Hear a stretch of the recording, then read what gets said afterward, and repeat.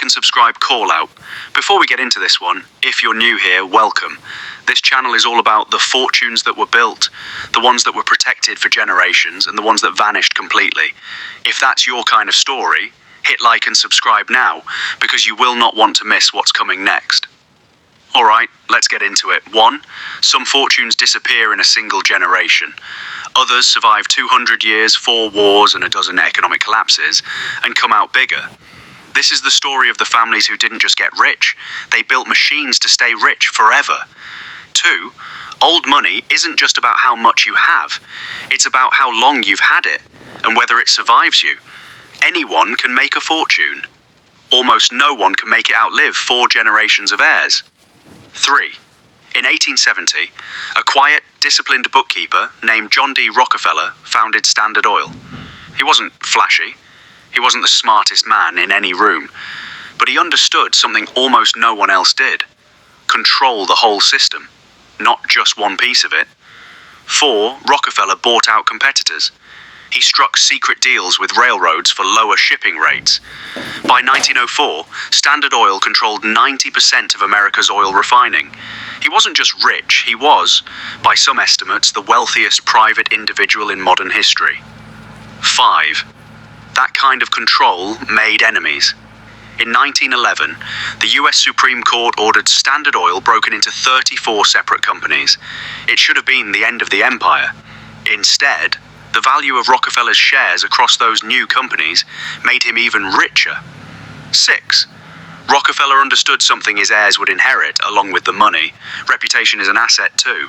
He poured hundreds of millions into medicine, education, and public health, quietly transforming the most hated man in America into one of its greatest philanthropists. 7. But philanthropy wasn't the real masterstroke. The real masterstroke was structural. Rockefeller's family began placing wealth into trusts, legal structures that could hold assets for generations, shielding them from estate taxes, lawsuits, and reckless heirs. 8.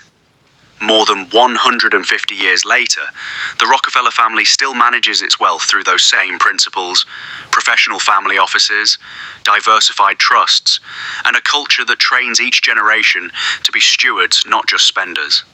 9. But the Rockefellers didn't invent this playbook. A European family had already perfected it a century earlier, and arguably never lost their grip on it at all. 10. In the late 1700s, in the cramped Jewish quarter of Frankfurt, a coin dealer named Meyer Amschel Rothschild began building relationships with European royalty. He had a strategy most merchants never considered. Don't put your fortune in one place. Don't even put your family in one place. 11.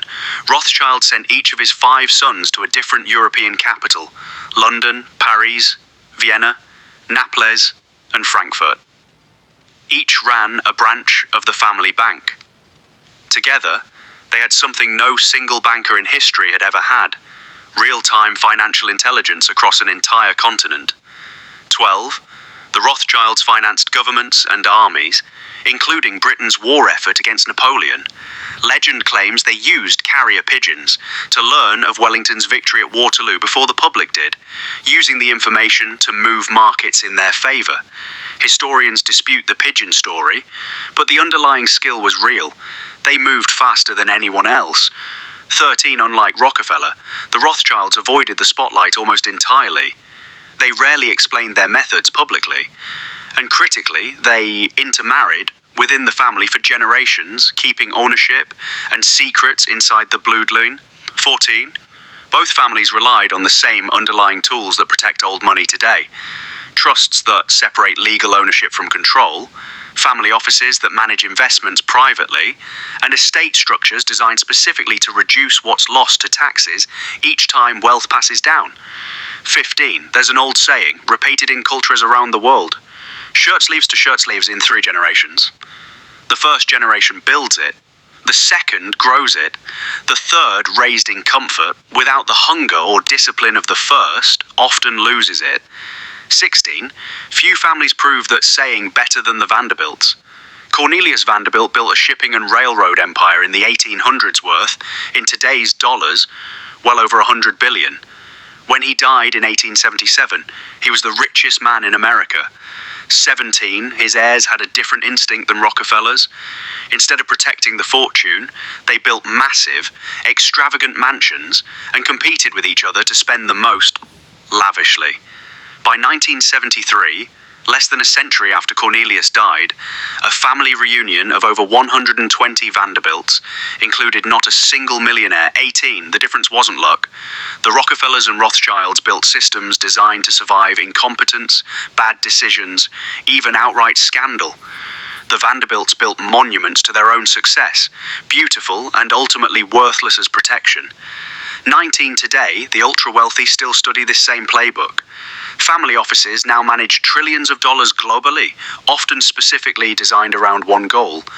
Don't just make the money, make it outlive you and the people who inherit it. 20. Building a fortune takes ambition. Keeping one takes something rarer, structure, discipline, and often the humility to plan for heirs you'll never meet. The Rockefellers understood that. The Rothschilds understood that. The Vanderbilts learned it too late. Money doesn't disappear because it runs out. It disappears because no one built anything to protect it. If you made it this far, you already know what to do, like this video and subscribe, because the next one's about a fortune that fell even faster than this. See you in the next one.